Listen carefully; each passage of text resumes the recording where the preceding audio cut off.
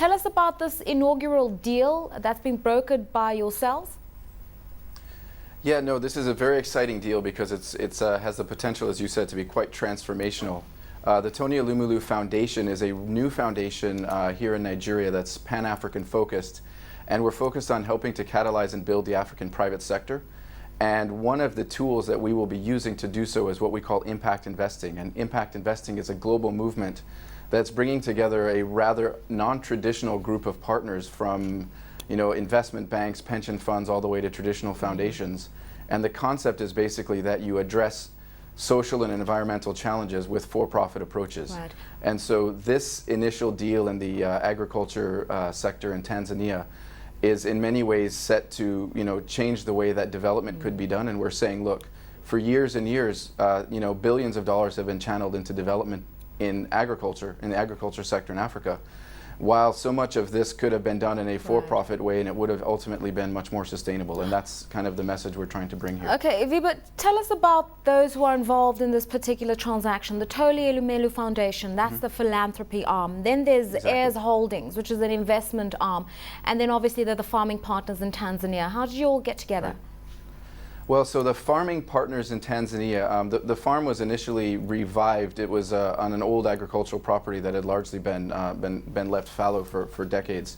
And a local farmer about 3 to 4 years ago started reviving it and building it up, and got an initial injection of capital from investors from Lions Head Capital Partners. They're a London-based impact investment bank. And they were also invested in by Calvert Foundation, which is an American foundation also doing impact investing. And so that was sort of the initial team involved in it. Now they were looking for another round of capital, and prior to coming to the foundation, I was actually based in Nairobi with the Rockefeller Foundation. And we were heavily involved in impact investing, so I knew about this deal opportunity at that time. When we came over, we made introductions, and the folks from Lions Head, who were the ones who sort of organized this and structured the deal, came to talk to us about it. And we were really excited to use this as one of our inaugural impact investments from the foundation. But it was one of these unique deals that the social and environmental impact was really high, but the financial return potential was also high. And so Heirs Holdings, which is our partner company, and they're the investment arm of the group. They looked at the numbers and said, "Hey, look, this is something we'd like to get into also." So it was very, very exciting. I'm curious, Wiebe, because you're out there in West Africa, and I know your strategy is Pan-African, but some would argue Nigeria's got its own very serious and critical needs for investment in agriculture domestically. Why venture so far, even if there's a very strong investment case that came to you from the various components in Tanzania? Shouldn't you be looking at home first? Right, that's a very good question, and Nigeria definitely has massive opportunity for impact investments and other types of investments in agriculture. One of the reasons for this investment, however, is something that we call innovation transfer. And there's parts of Africa that are doing really, really well in certain sectors that you can learn from them and then bring them to other parts of Africa.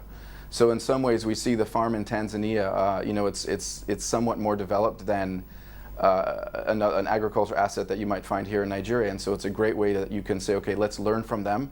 And then if we do investments here in agriculture or elsewhere in West Africa, et cetera, there's a lot we can learn from them. There's a lot of interaction that can go on and so on. And kind of doing that across regions in Africa is a great way to help build Africa from within. What about weighing up the risks, Wiebe? In Tanzania in particular, the authorities are very, very strict about foreign ownership of assets such as land, for instance.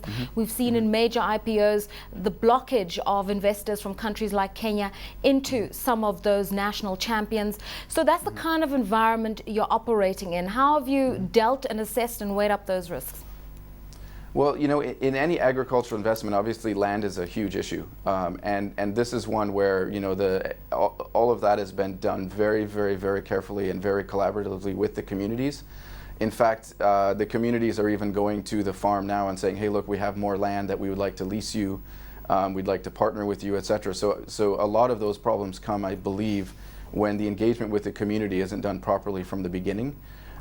Everything about this deal from the beginning has been a partnership between local investors, foreign investors, and so on, and so yeah, we're not that concerned, especially considering that it's also in agriculture, which for the government of Tanzania is such a hugely important program for them with Kilimo Kwanza, and this is the region that they're really pushing development for.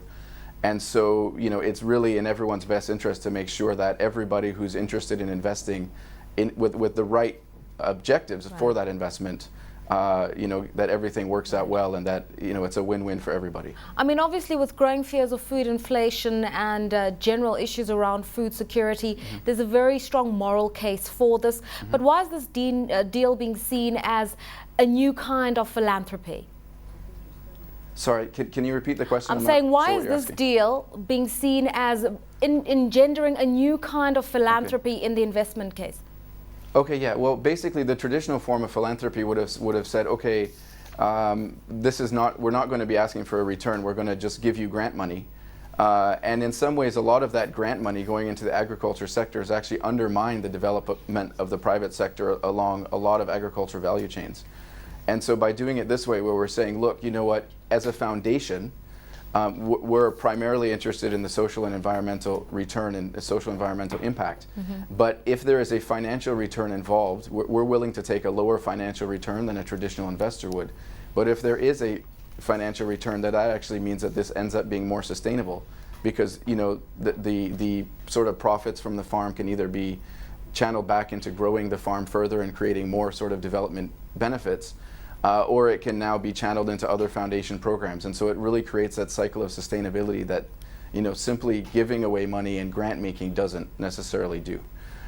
In this case also, you know, we were able to crowd in private money from Heirs Holdings, which is our partner. And that's actually quite phenomenal as well, that there's an attractive case to be made. And we see this as an opportunity where Heirs Holdings participation as well will also turn attention to this and will catalyze further private investment of this type done in a responsible way in agriculture across Africa. So that really is how we see it, as a different way of doing philanthropy, that it's both, you know, looking at how you make this sustainable and long term, but also how do you catalyze much larger amounts of money into sectors that badly need investment.